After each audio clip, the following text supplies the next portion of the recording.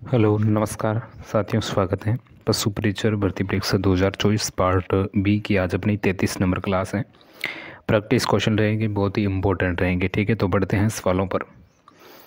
पहला सवाल, किस पशु में विषाक्त पदार्थ गोसीपोल, ठीक है, गोसीपोल पाया जाता है? जिसमें 4 ऑप्शन है: ज्वार का हरा चारा, बिनोला, या फिर बरसीम का चारा, या फिर लोरसन का चारा। ठीक है, तो बिल्कुल इसका जो राइट आंसर होगा तो वो होगा दोस्तों बिनोला में। ठीक है, ऑप्शन नंबर बी इसका राइट आंसर। नेक्स्ट देख लीजिए, पशुओं का कौन सा रोग मनुष्य के लिए सबसे ज़्यादा आर्थिक आने वाला रोग है? ठीक है, पशुओं में होने वाला कौन सा जो रोग है वो मनुष्य के लिए सबसे ज़्यादा आर्थिक आने वाला रोग है? जिसमें थनैला है, गलघोटू है, दुग्ध जवर है और लंगड़ी है। ठीक है, तो इसका जो राइट आंसर होगा तो वो होगा दोस्तों थनैला। ठीक है, ऑप्शन नंबर ए थनैला। नेक्स्ट देखिए, NLM की शुरुआत किस वर्ष में हुई थी? ठीक है, NLM की जो शुरुआत है वो किस वर्ष में हुई थी? तो 2014-15। ठीक है, 2014-15 वर्ष में। ठीक है, नेक्स्ट देख लीजिए, संबंधित जानवरों में प्रजनन कहलाता है। ठीक है, संबंधित जानवरों में प्रजनन कहलाता है बिल्कुल, तो अंतः प्रजनन इसका राइट आंसर हो जाता है। नेक्स्ट देख लीजिए, किस रोग में पशु के शरीर में पेस्टोबान लगाते हैं? ठीक है, किस रोग में पशुओं के शरीर पर पेस्टोबान लगाते हैं? तो बिल्कुल इसका राइट आंसर हो जाएगा चीचड़ी जवर। ठीक है, चीचड़ी जवर होने पर चीचड़ी जवर। नेक्स्ट देख लीजिए, किस रोग में पशु की कमर धनुष के आकार की हो जाती है? पशु की जो कमर है वो धनुष के आकार की हो जाती है किस रोग में? जिसमें लंगड़ी है, फिड़किया है, गलघोटू है और पशु प्लेंग है। ठीक है, तो इसका राइट आंसर हो जाता है फिड़किया। ठीक है, फिड़किया में पशु की जो कमर है उसकी जो आकृति है वो धनुष के समान हो जाती है। नेक्स्ट देख लीजिए, भोजन का पाचन मुख्य रूप से आमाशय में किस भाग में होता है? ठीक है, भोजन का दोस्तों पाचन होता है वो मुख्य रूप से आमाशय के किस भाग में होता है? जिसमें आमाशय के 4 जो पार्ट है वो आपके सामने, जिसमें एम्बोमेजम है और रेटिकुलम है और रुमेन है या फिर ओमेजम है। ठीक है, तो इसका दोस्तों जो राइट आंसर होगा तो वो होगा एम्बोमेजम। ठीक है, एम्बोमेजम। ठीक है, option number A correct answer हो जाता है। नेक्स्ट देख लीजिए, Rajasthan co operative dairy federation की स्थापना किस वर्ष की गई? Rajasthan co operative dairy federation की स्थापना है वो किस वर्ष में की गई? तो कब की गई थी? 1977। ठीक है, 1977 इसका राइट आंसर हो जाता है। नेक्स्ट देख लीजिए, सर्रा रोग के खोजकर्ता का वैज्ञानिक नाम आपको पूछा है। ठीक है, वैज्ञानिक का नाम। ठीक है, सर्रा रोग के खोजकर्ता वैज्ञानिक कौन थे?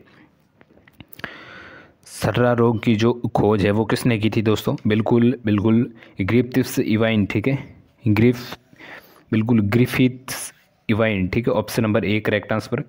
नेक्स्ट देख लीजिए, रोमन थी यानी जो जुगाली करने वाले पशुओं का असली आमाशय होता है। ठीक है, असली आमाशय होता है एम्बोमेजम, रुमेन या फिर एंटिकुल्यूम या फिर ओमेसम। ठीक है, तो इसका दोस्तों जो राइट आंसर होगा तो वो होगा एम्बोमेजम। ठीक है, option number A correct answer. Next देख लीजिए, कम उम्र में पशु चयन की सबसे उपयुक्त विधि। ठीक है, कम उम्र में पशु चयन की सबसे उपयुक्त विधि है तो वो है दोस्तों पारिवारिक चयन। ठीक है, पारिवारिक चयन, option number D correct answer हो जाता है। नेक्स्ट देख लीजिए, इंडो डेनिस प्रोजेक्ट का संबंध किस राज्य से है? इंडो डेनिस प्रोजेक्ट का जो संबंध है वो किस राज्य से है? राजस्थान, कर्नाटक, हिमाचल प्रदेश या फिर पंजाब? तो इसका दोस्तों जो राइट आंसर हो जाता है तो वो हो जाता है कर्नाटक। बिल्कुल कर्नाटक इसका राइट हो जाता है। नेक्स्ट देख लीजिए, मादा पशु को गर्भित करने के लिए सही अवस्था है जिसमें ड्राई एड्रेस है और प्रोइस्ट्रस है और एंड स्ट्रस है और मेनेस्ट्रस है। ठीक है, तो इसका जो राइट आंसर होगा तो वो होगा option number A diestrus. ठीक है, option number A correct answer. Next देख लीजिए, भारतीय पशु चिकित्सा अनुसंधान संस्थान कहाँ पर स्थापित किया गया है? भारतीय पशु चिकित्सा अनुसंधान संस्थान कहाँ पर है दोस्तों? तो वो है इज्जत नगर, उदयपुर, उत्तर प्रदेश। ठीक है, इज्जत नगर, उत्तर प्रदेश। थनैला रोग की अवस्था है तीव्र है या फिर कुछ तीव्र अवस्था या फिर दीर्घकालीन अवस्था या फिर उपरोक्त तीनों। ठीक है, थनैला रोग की अवस्था है तो बिल्कुल ये तीनों इसका करेक्ट आंसर हो जाए। तीव्र होता है और कुछ भी तीव्र हो सकता है और दीर्घकालीन लंबे समय तक चलने वाला। नेक्स्ट देख लीजिए, मुंह द्वारा औषधि देने के तरीका या फिर विधि है, ठीक है। मुंह द्वारा औषधि देने की विधि है, लोहे के रूप में, गोली के रूप में, कैप्सूल या फिर तरल के रूप में, या फिर ये सभी, ठीक है। तो बिल्कुल इसका हो जाएगा ये सभी, ठीक है। नेक्स्ट देख लीजिए, चयन की सर्वाधिक खर्चीली विधि है। चयन करने की सबसे खर्चीली विधि कौन सी हो जाएगी? सतती परीक्षण या फिर गुणांकन पत्र विधि या फिर प्रदर्शन वर्त चयन या फिर सभी असत्य यानी सभी गलत, ठीक है। तो चयन की सर्वाधिक दोस्तों जो खर्चीली विधि है तो वो है सतती परीक्षण, ठीक है। Option number 1 correct answer. Next देख लीजिए दोस्तों, ऊंट की नस्ल, ठीक है। ऊंट की नस्ल कौन सी हो जाएगी? जिसमें बर्बरी है, बीकानेरी है, मुर्रा है और जाफराबादी है, ठीक है। तो ऊंट की नस्ल आपको सामने है, बिल्कुल आपको सामने ही दिख रहा है। ऊंट की नस्ल है जो दोस्तों बीकानेरी है, ठीक है। नेक्स्ट देखिए, सर्वाधिक ऊंट वाला राज्य समूह है, ठीक है। सर्वाधिक ऊंट वाला राज्य समूह कौन सा है? सर्वाधिक ऊंट वाला राज्य समूह है वो कौन सा है, ठीक है। देखिए सबसे पहले तो आपको राजस्थान किस में है, ठीक है। राजस्थान जिसमें नहीं है उसको काट दो, इसमें भी नहीं है और इसमें भी नहीं है, ठीक है। देखिए राजस्थान, गुजरात, हरियाणा, उत्तर प्रदेश, राजस्थान, हरियाणा और गुजरात, बिल्कुल इसमें राजस्थान है और इसमें गुजरात है, हरियाणा इसमें है, लेकिन उत्तर प्रदेश इसमें है और उत्तर प्रदेश इसमें नहीं है, ठीक है। तो अब आपको ये पता करना है उत्तर प्रदेश में ऊंट है या फिर नहीं है, ठीक है, सर्वाधिक।